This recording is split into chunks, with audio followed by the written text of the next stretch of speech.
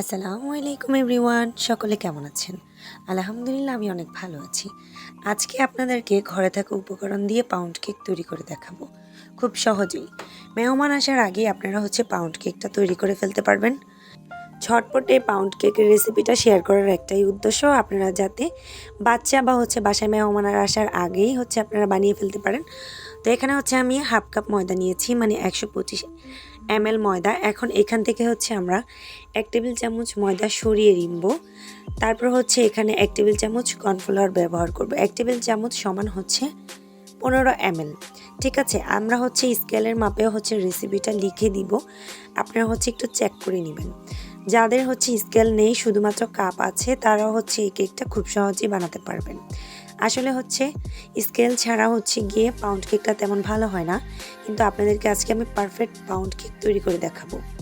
তো এখন যেহেতু আমাদের এখান থেকে 1 টেবিল চামচ ময়দা সরিয়েছিলাম, তাই এখানে 1 টেবিল চামচ কর্নফ্লাওয়ার ইউজ করব। তারপরে দিয়ে দিব 1 টেবিল চামচ গুঁড়ো দুধ। আর যদি আপনাদেরকে গুঁড়ো দুধটা বাসায় অ্যাভেলেবেল না থাকে, তাহলে 10 টাকা দামের একটা প্যাকেট এনে দিয়ে দিলেও হবে। তারপর আমরা এখানে দিয়ে দিব 5 ml বেকিং পাউডার। আর এই কেকের ক্ষেত্রে কিন্তু বেকিং সোডা ব্যবহার করা যাবে না। আর আমরা এখানে ফস্টার ক্লার্কের বেকিং পাউডার ইউজ করেছি। চাইবেন একটু ভালো মানের বেকিং পাউডার ইউজ করতে, তাহলে কেকের টেস্ট বেড়ে যাবে। ঠিক আছে, তো এখন আমরা শুকনো উপকরণগুলো চেলে নিব। চেলে নেওয়ার পরে এই লাম্পস বা দানা দানাগুলো ফেলে দিব না, সেগুলো আমরা ভালোভাবে চেলে নিব। আর আমার গলার অবস্থা একদম খারাপ হয়ে আছে ঠান্ডায়, তো আপনারা ভয়েস ওভারটা একটু লক্ষ্য করবেন, কারণ গিয়ে আমি ঠান্ডায় কথা বলতে পারছি না। তারপর আপনাদের রিকোয়েস্টে আমি ভিডিওটা দিয়েছি। তো এখানে গিয়ে আমরা একটা ব্লেন্ডারের গিয়ে একটা ছোট জার নিয়েছি। আর এখানে আমরা 125 ml চিনি থেকে উঁচু করে 15 ml চিনি সরিয়ে নিব। কারণ আমাদের ময়দার মাপ, আমাদের ডিমের পরিমাণ, চিনির পরিমাণ এক, আর অয়েলের পরিমাণ কিন্তু এক রাখতে হবে। ঠিক আছে, তো এখন গিয়ে আমরা এখান থেকে উঁচু করে 125 ml থেকে উঁচু করে 1 টেবিল চামচ সরিয়ে নিব, মানে 15 ml যে চামচটা, সেটা দিয়ে উঁচু করে আমরা সরিয়ে নিব।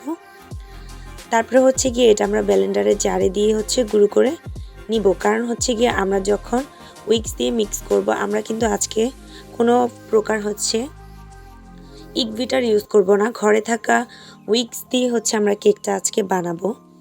তো এখন গিয়ে আমি এখানে 2টা ডিম নিয়ে নিয়েছি। আজকে আমি আপনাদের 2টা ডিমের পাউন্ড কেক শেয়ার করব, যাতে করে আপনাদের ঝামেলা না হয়।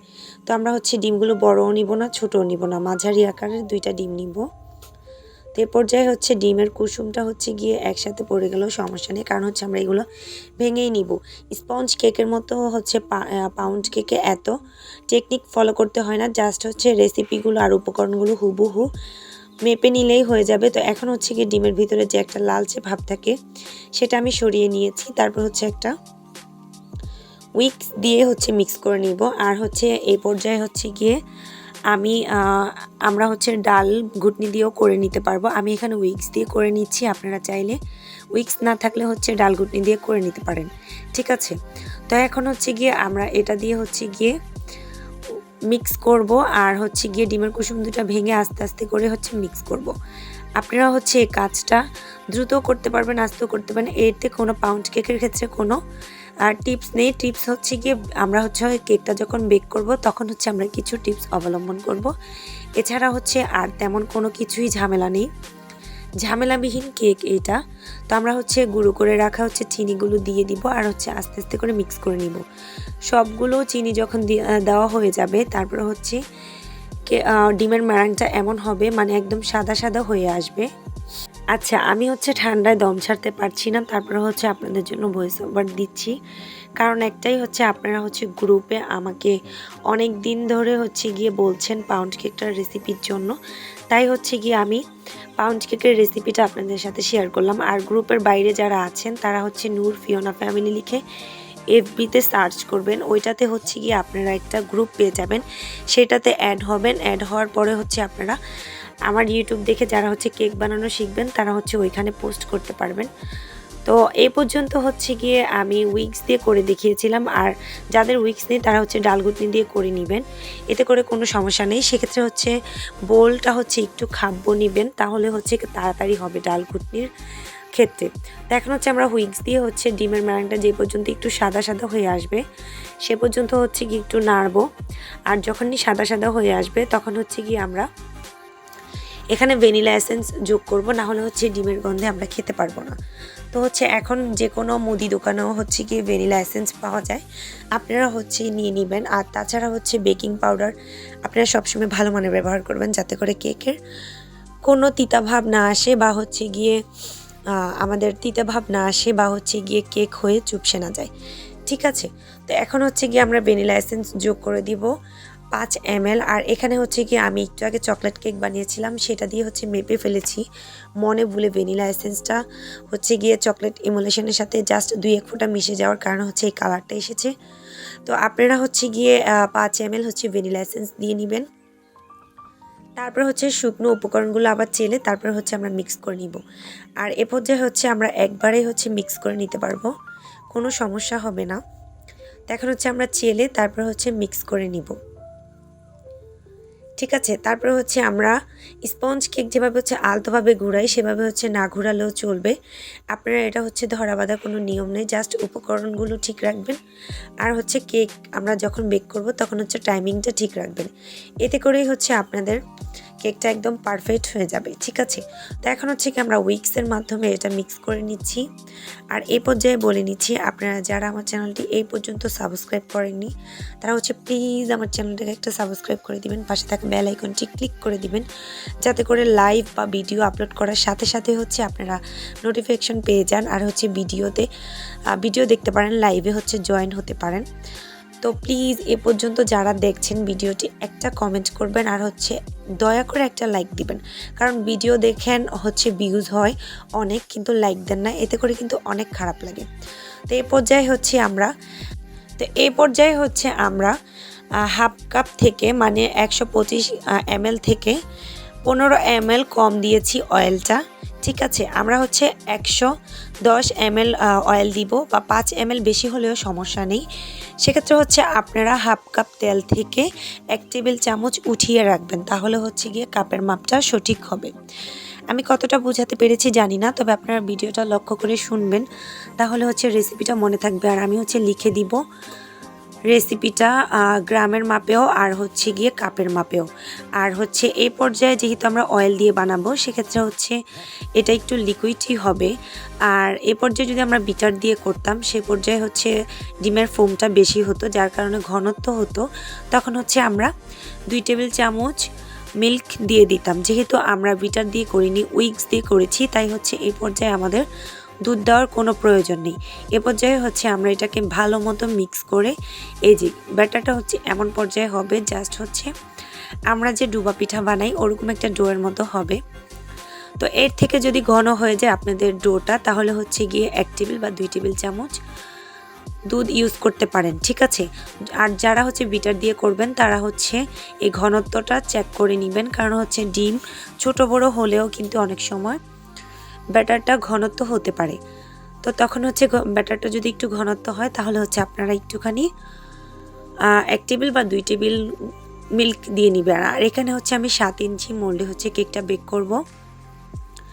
অর্ধেক দেওয়া হয়ে গেলে এখানে আমি কিছু কিশমিশ দিয়ে নিব, যাতে করে হচ্ছে মাঝখানে একটু কিশমিশটা কামড় পড়ে, এই জন্য উপরে কিশমিশ দিব না, কারণ হচ্ছে উপরে হচ্ছে কিশমিশটা দিলে সেই ক্ষেত্রে হচ্ছে কিশমিশটা যেহেতু ড্রাই তাই হচ্ছে গিয়ে এখানে খুবই ড্রাই।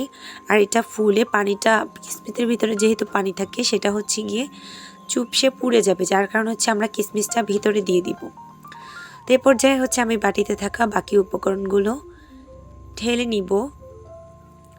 আর আমি কিন্তু চুলাতে হচ্ছে গিয়ে একটা হাঁড়িতে 10 মিনিটে হচ্ছে গিয়ে ফ্রি হিট দিয়ে এসেছি। আর হাঁড়িটার ভিতরে হচ্ছে আমরা একটা স্ট্যান্ড দিব, স্ট্যান্ডের নিচে হচ্ছে একটা কাগজ দিয়ে নিব। আর যাদের হচ্ছে গিয়ে চুলার আঁচ হচ্ছে গিয়ে মাঝখান সাইডটা কমে না, বেড়ে থাকে, তারা হচ্ছে গিয়ে মাঝখানের সাইডটা বেড়ে থাকলে ভিতরে কাগজ দিবেন না।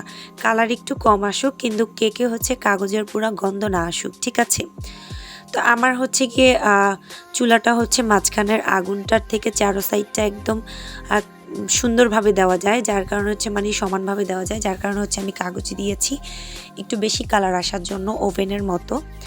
তো এ পর্যায়ে কিন্তু আমি বাকি ব্যাটারটা হচ্ছে ঢেলে নিয়েছি। আর আমি হচ্ছে গিয়ে আবারও একটু বলে নিচ্ছি, যারা এই পর্যন্ত আমার ভিডিওটা দেখে উপকৃত হচ্ছেন বা হচ্ছে আমার লাইভ ভিডিওগুলো দেখে উপকৃত হয়েছেন, প্লিজ একটা করে লাইক দিবেন আর হচ্ছে কমেন্ট করবেন, ঠিক আছে। তো এই পর্যায়ে হচ্ছে গিয়ে আমি চুলায় হাঁড়িটা বসিয়ে দিয়েছিলাম, আপনাদেরকে দেখাই। তো আমি এখানে কেকটা দিয়ে দিয়েছি।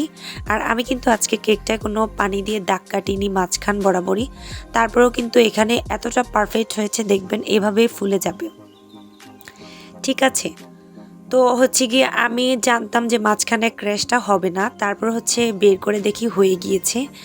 আসলে আমি এটা হচ্ছে ভয়েস ওভার দেওয়ার সময় বলে দিচ্ছি, কারণ যেহেতু আমি এটা আগে বেক করেছি, এটা লাইভে দেখাচ্ছি না, ভিডিওর মাধ্যমে শেয়ার করছি, তাই হচ্ছে আপনাদেরকে ভিডিওর মাধ্যমে বলে দিচ্ছি। তো আমি কিন্তু এখানে সমান একটা দাগ টেনে দেইনি, জাস্ট হচ্ছে গিয়ে এভাবে ক্রাশটা চলে এসেছে। আর আমার কেকটার কালারটা একটু বেশি এসেছে, মনে হচ্ছে যে পুড়ে গিয়েছে, আসলে এখানে পুড়ে যায়নি। আমি আপনাদেরকে এখনই কেটে দিব। আর চুলা থেকে হচ্ছে গরম থাকা অবস্থায় ওভেনে বেক করেন বা চুলায় বেক করেন, কেকটা কিন্তু নামিয়ে 1.5 টেবিল চামচ হচ্ছে আমরা মিল্ক দিয়ে নিব। আর এটা হচ্ছে আপনারা গরুর দুধটা পানির সাথে মিক্স করে দিতে পারেন, বা হচ্ছে অরিজিনাল মিল্কটা, গরুর যে মিল্কটা থাকে সেটাও দিতে পারেন। আর এখন হচ্ছে গিয়ে আমি এটা আমরা আবারও চুলায় হচ্ছে গিয়ে 10 থেকে 15 মিনিট রাখার পরে আস্তে আস্তে গরমে হচ্ছে একদম মিল্কটা যে ব্যবহার করেছিলাম সেটা হচ্ছে একদম নিচ পর্যন্ত গিয়ে কেকটা সফট হয়ে যাবে। তারপর হচ্ছে এখানে আমরা কেটে দেখাচ্ছি, এই যে দেখেন এটা কিন্তু পুড়ে যায়নি, জাস্ট একটু বেশি কালার আনার জন্য হচ্ছে আমি 40 থেকে 45 মিনিট বেক করে নিয়েছি, ঠিক আছে।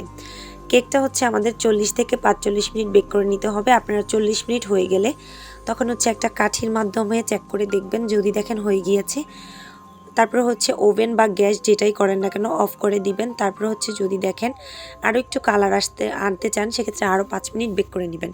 কেকটা কতটা সফট হয়েছে আমি কিন্তু ভেঙে দেখিয়ে দিয়েছি।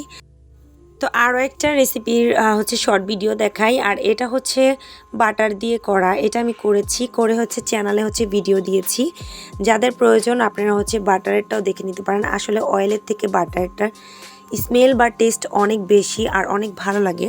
তো এ পর্যায়ে যারা হচ্ছে আমার ভিডিওটা দেখেছেন, প্লিজ একটা সাবস্ক্রাইব করে দিবেন, পাশে থাকা বেল আইকনটি ক্লিক করে দিবেন, একটা লাইক করবেন, একটা কমেন্ট করবেন, আর আমার জন্য দোয়া করবেন যাতে করে আপনাদের সুস্থ হয়ে অনেক তাড়াতাড়ি প্রতিদিন হচ্ছে গিয়ে অনেক ভিডিওর হচ্ছে গিয়ে ক্লিপ দিতে পারি, অনেক ভিডিও উপহার দিতে পারি কেক নিয়ে। পারফেক্ট কেক হচ্ছে আমার চ্যানেলে পেয়ে যাবেন ইনশাল্লাহ, কখনো আপনাদের উপকরণ নষ্ট হবে না, সে আশা ভরসা আমার উপরে রাখতে পারেন। তো আজকের ভিডিওটা এই পর্যন্তই, ভালো লাগলে চ্যানেলের অন্য ভিডিওগুলো দেখে নেবেন। সবাই ভালো থাকবেন, আল্লাহ হাফেজ।